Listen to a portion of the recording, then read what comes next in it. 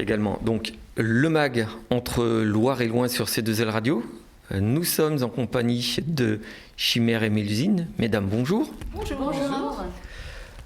Avant d'aborder des sujets peut-être plus personnels, de la manière dont vous êtes venus au conte, vos inspirations, un petit peu nous rappeler ce qu'est Chimère et Mélusine, depuis quand cela existe?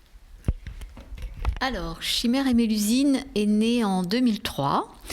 C'est une association de conteurs amateurs, qui permet de faire des séances de contes, d'amener les gens au conte, et puis de s'ouvrir pour tous ceux qui veulent conter. Eh bien, on accueille, même si depuis quelques années nous sommes moins nombreuses parce que nous sommes un petit peu perfectionnés dans l'art oral et que on a moins d'accueil de personnes novices. Il faut se former sur Paris ou ailleurs, quoi. C'était l'envie de partager le plaisir du conte qui a fait la création également de cette association? Oui, tout à fait. Alors, en fait, c'est moi, Sylvie. Je suis tombée dans la marmite du conte en l'an 2000, et je dis bien, je suis tombée dans la marmite. J'ai découvert cet art oral après avoir fait du théâtre, le chant, etc. Et j'ai trouvé dans le conte quelque chose qui me correspondait totalement. C'est-à-dire que je restais moi-même, je ne vivais pas un personnage de théâtral. Et puis, je pouvais y mettre du chant, y mettre la voix, y mettre des histoires, du rêve. Voilà, donc je me suis engagée dans cette aventure-là en écoutant une conteuse, tout simplement, Nicole Bocquem, qui est quand même une conteuse du Loiret, qui est à la retraite maintenant, qui a arrêté le conte, mais qui m'a donné l'envie. C'est un peu ma marraine. Je lui ai dit une fois, je l'ai rencontrée, je lui avais dit, mais grâce à vous, je suis tombée dans la marmite. Et puis donc, je me suis formée. Donc, j'ai fait un premier stage d'initiation, puis un deuxième, puis un troisième, et là je me suis dit, bon allez, toute seule c'est pas possible, il faut qu'on soit plusieurs, parce qu'on va conquérir cet art oral ensemble.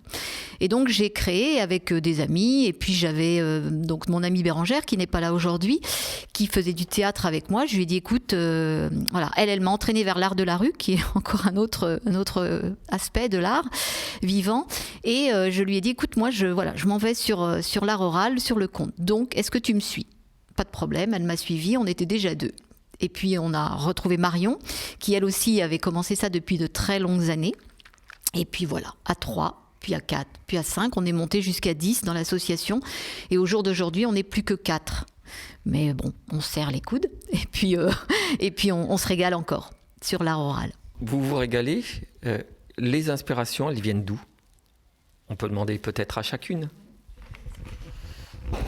Je voudrais juste ajouter une petite chose à ce que vient de dire Sylvie, c'est que effectivement l'art oral c'est un partage, c'est aussi une transmission. Parce que personnellement, moi ce qui m'attire aussi, c'est que l'on n'oublie pas ce qu'est l'art oral et le conte. Le conte existe depuis la nuit des temps et il a vécu beaucoup grâce à des anciens qui autrefois n'avaient pas les médias pour se divertir, entre guillemets. Donc c'est important cette transmission. Moi, ce qui m'a attirée, c'est qu'avant de rentrer avec Sylvie et les autres dans Chimère et Mélusine, je comptais toute seule. Je comptais exclusivement pour les enfants et j'avais très envie d'aller compter vers les adultes. J'avais créé ma petite entreprise qui s'appelait La Valise à Histoire. Et quand j'ai rencontré Sylvie en arrivant sur Montargis, voilà, ça a été un coup de cœur. Et je remercie beaucoup Chimère et Mélusine qui m'a permis d'aller vers le public adulte par le biais notamment de formation. Ça, c'est important de le dire. On va régulièrement en formation. On participe régulièrement notamment au festival Paroles de Conteurs à Vassivière dans le Limousin, qui est une mine pour les conteurs. Et puis, l'aspiration, c'est aussi, comme Sylvie, ne pas être un personnage, mais transmettre une histoire, transmettre quelque chose qui a été écrit parfois il y a fort longtemps, parfois aujourd'hui, avec beaucoup de plaisir. Je trouve que vous avez très bien parlé du conte. Je pense que De mon côté, c'est un petit peu le même parcours. Moi, j'ai été instite dans une autre vie et puis j'ai toujours raconté à mes élèves, à mes enfants. Et puis à la retraite, j'ai eu envie aussi de continuer à raconter. Donc j'ai raconté aussi toute seule. Donc j'avais rejoint l'Entreloup sur le Pithiviers parce que moi, j'habite du côté de Pithiviers. Et puis j'ai rencontré Bérangère aussi, donc on a des amies communes. Et c'est elle qui m'a fait découvrir Chimère et Mélusine. Voilà, et je les ai rejoints, ça fait 2 ans maintenant. Et puis, je me suis un peu formée avec elle, un petit peu aussi au regretté Clio qui a fermé sur Vendôme. J'ai travaillé aussi avec la compagnie Allô Maman Bobo. Je fais des stages avec eux sur Orléans. Et puis, les premiers conteurs, moi, que j'ai vus, c'était pendant ma carrière professionnelle en tant qu'instite, c'était Bruno Walewski. Voilà. Et puis, je me suis formée aussi avec Edith MacLeod sur Orléans aussi. Voilà. Et c'est un plaisir de raconter aux petits comme aux grands. Donc moi, j'ai plutôt un répertoire dirigé vers les enfants, vers les petits. J'ai beaucoup travaillé avec les rames, mais j'ai envie d'explorer aussi cet univers et de raconter pour les adultes. On peut nous laisser le micro, on peut parler pendant 2 heures. Ça, c'est le problème du conteur. Oui, je reprends encore quelque chose.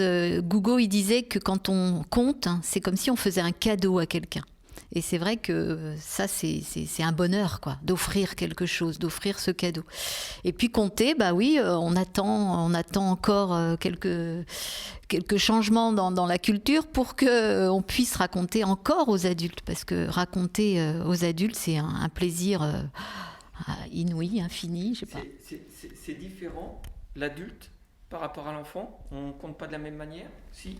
Un petit peu. Ah bah les contes sont pas les mêmes. Déjà on parlait de Bruno, de tout ça, de tous ces gens-là. Donc le monde de l'art oral, il nous fait connaître plein de choses, plein de gens, plein de conteurs, plein de styles, plein d'histoires, voilà. On a encore eu, Gisèle nous en a encore envoyé une hier par WhatsApp. Oui, dans le conte, il y a beaucoup de diversité. Le conte facétieux, le conte merveilleux, les contes contemporains. Il y a vraiment un répertoire immense. Quand on ouvre la porte des contes, vraiment, on peut aller dans beaucoup de directions.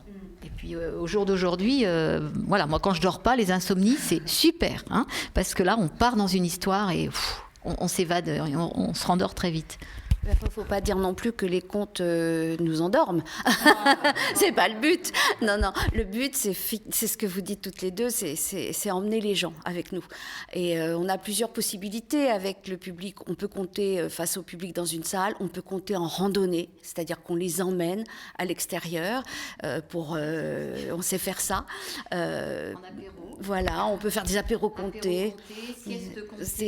Tout est possible. Tout est possible. On a fait compte à la table aussi. Oui, on a fait compte à la table. Voilà, je voulais en parler. On a fait une séance qui était vraiment pour nous très particulière. Il y a eu dans le cadre des 500 ans de la région centre de Léonard de Vinci, etc. Châtillon-Coligny avait mis en place un repas médiéval et nous avait demandé de compter à la table. Donc on allait voir, les gens avaient des petites bougies, allumaient une bougie quand ils voulaient un conte. Donc c'était assez sympa. Et voilà, on peut faire toutes sortes d'expériences qui, pour nous aussi, sont très riches. On a tellement de possibilités. On vous retrouve comment? Là, ici, aujourd'hui, mais pas que. Il y a les médiathèques, mais plein d'autres choses pour Chimère et Mélusine. J'alimente une page Facebook, Chimère et Mélusine. On a une boîte mail qui fonctionne très bien. On est aussi sur la carte de France des Conteurs du Coin. Les Conteurs du Coin, c'est une association qui marque partout en France où on trouve des associations ou des compagnies de conteurs. On a de nombreux partenaires, effectivement, médiathèques, écoles, foyers de vie aussi. On a compté longtemps foyer de vie de Loris où il y a des adultes handicapés. C'est un public attachant avec lequel aussi on a fait des choses très sympathiques. Et puis les mairies, on a compté pour la mairie de Sainte-Geneviève-des-Bois il y a 2 ans maintenant. Et là, donc, le projet futur, on croise les doigts. Monsieur le préfet, écoutez-nous, s'il vous plaît. Dans le cadre de la fameuse route de la Rose qui s'est créée dans le Loiret, la petite commune de Quiers-sur-Besonde où notre conteuse Bérangère, qui nous manque aujourd'hui, est également adjointe, à créer un joli projet qui va nous permettre, sur 2 jours, les 22 et 23 mai prochains, de conter en extérieur, tout d'abord dans un jardin éphémère, puis dans le village, en différents lieux. Voilà, sur le thème de la rose, sur le thème des fleurs. Est-ce qu'on a d'autres projets ? On a aussi un projet pour l'école de Villemandeur, qui nous propose sur 2 jours également d'aller avec les enfants des écoles dans la forêt d'Orléans, dans le massif de Loris plus précisément, pour faire des petites balades courtes sur le circuit des fontaines notamment, et parler de la forêt, des animaux, et des personnages magiques qu'on peut trouver dans la forêt. Je pense ne rien avoir oublié, Sylvie ? Non, mais après, on rêve encore, on a encore envie de se dire on va donner autre chose. Moi, mon rêve, quand je me promène le dimanche autour du lac, par exemple, je me dis que ce serait tellement bien que les gens ils puissent s'arrêter à distance pour écouter une histoire. Ça m'est arrivé l'autre jour, comme ça, par inadvertance, en me promenant, une dame m'a reconnue, puis elle me dit, elle était avec sa petite fille, elle me dit, un conte. Et alors je dis, bon, ok. Et je lui ai offert le conte du matin que j'avais lu, j'arrive pas à le retrouver d'ailleurs. Et je l'ai recroisé l'autre jour, elle arrivait avec son petit sac à pain, elle me dit, allez, contre mon sac à pain, un conte. Alors je lui dis, écoutez, bientôt je vais enregistrer le sac à rire, ce que je vais enregistrer tout à l'heure. Donc le sac à rire, c'est le conte du jour.